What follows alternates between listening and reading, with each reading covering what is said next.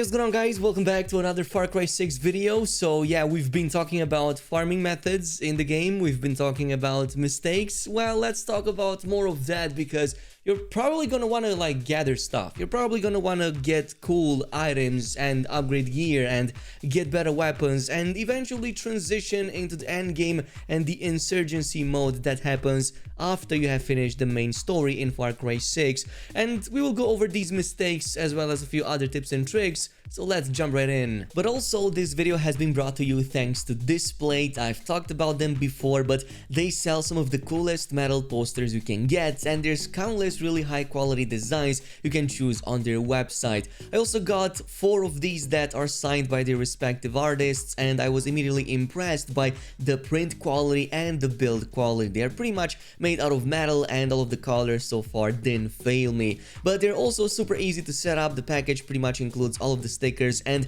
the magnet mounts you need. What's cool about this is that they're also running this campaign where they plant a tree for every Displate sold, so you're not just getting a high quality print but also help the planet. And to help further with that, there's going to be a discount link down below. If you buy 1 or 2 Displates, you get a 26% discount and a 36% one if you buy 3 or more. So definitely check Displate out, and I'll give another huge shout out to them for sponsoring today's video. But with that out of the way, let's talk about camp supplies. You likely ran out of medicine, metals, and even gasoline quite a number of times trying to upgrade all of your facilities to the max. Well, there's actually a really awesome method to farm these very quickly and very easily, and that is going to be done through something called FND convoys, especially the ones that look like this. These are the icons you want to look forward to, especially on main roads and highways. But the one that I recommend the most is going to be right here north of the tobacco fields, because you have 2 points of interest and teleport points nearby.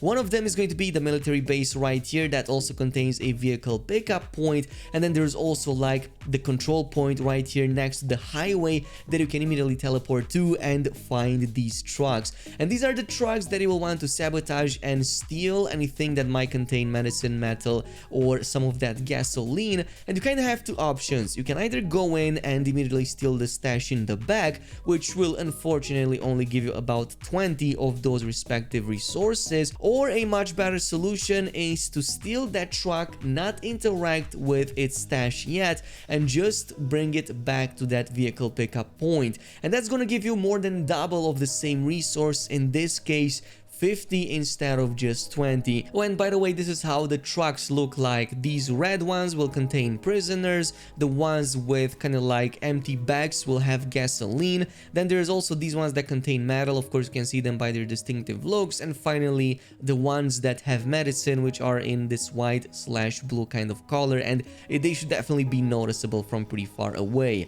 But this isn't done yet. Let's talk about another really cool farming method, this time around for really quick gunpowder. You will need a lot of that gunpowder to upgrade your weapons and install really powerful mods, and there's a really cool method of doing this, which is through these ambushes. You can see them with the pistol/red background on the map, and by the way, here is a full map thanks to power picks of all of the ambush spots in the game. You can also find about them, by the way, by just interacting with maps or talking to NPCs that will give you this information, but they usually involve just taking down a really easy group of enemies and then stealing the stash that they were trying to protect. At the end of it, just interact with the big crate and you're gonna get that black powder, but also Supremo bonds on top and other really cool mats, including of course those metals, those medicines, and of course the gasoline I was talking about. Now, also speaking of gasoline, there was one mistake that I kinda caught off super late after I pretty much depleted my entire gasoline stash, and definitely be careful at these Los Bandidos operations, because you can literally run out of resources if you're not paying attention to the losses/costs that each of these steps might have. So every single step in these operations will kind of give you a requirement and a result, but the requirement oftentimes consists of losing a number of people or losing a number of resources, like again metal, gasoline, or medicine.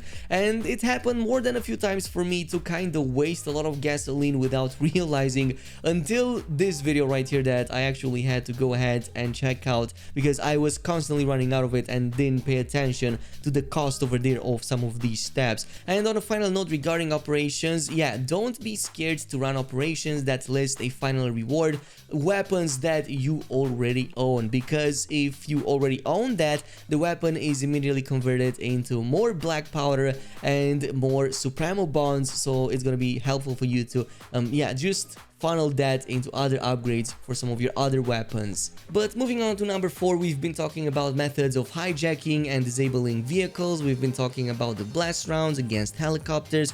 What we didn't talk about is tanks, which are really pesky, some of the most annoying vehicles in the game, specifically because blast rounds, no rocket launchers, don't really work on them.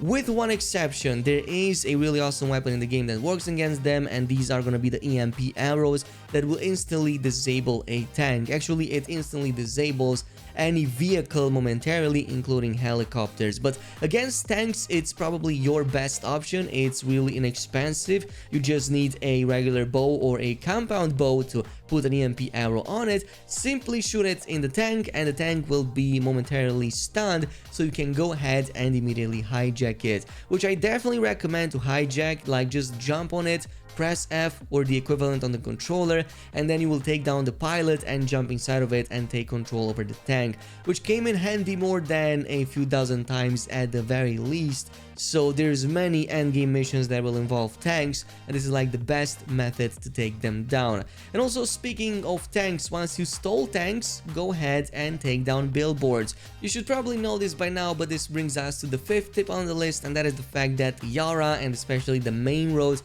are super filled with these destroyable billboards that will give you some really nice XP if you destroy them. And the best way to do so is with the tank that you just stole. There's entire missions centered around this, and if you just take the bigger highways, you can encounter these at almost every step, so it's a really cool farming method on the way. And at the same time, there's gonna be a lot of enemy trucks spawning, so there's additional means for you to just grab a ton of XP and level up a little bit faster in case you want to do that. And this of course brings us to the final point on the list. Once you finish with the main campaign, there's a whole new endgame opening up for you called Insurgency mode, where pretty much all of the camps in the game become replayable and they start rotating on a weekly basis. Not just that, every week there's going to be new Insurgency missions that you can complete for additional rewards, including this brand new currency called Moneda.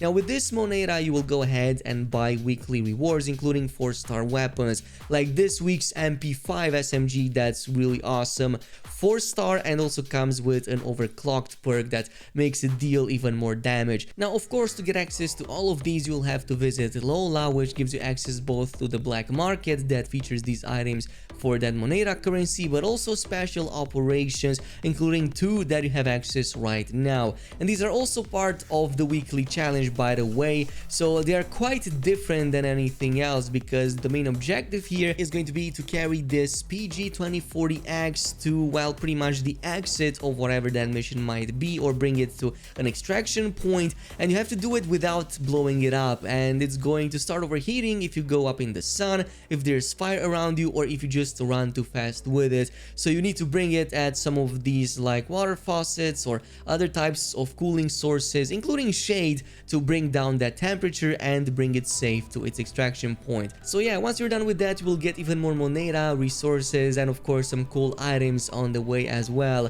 But these are going to rotate on a weekly basis, which is why I'm going to also cover them more once new ones appear. This is it for now though. Thank you so much for watching, and I'll see you guys in the next video.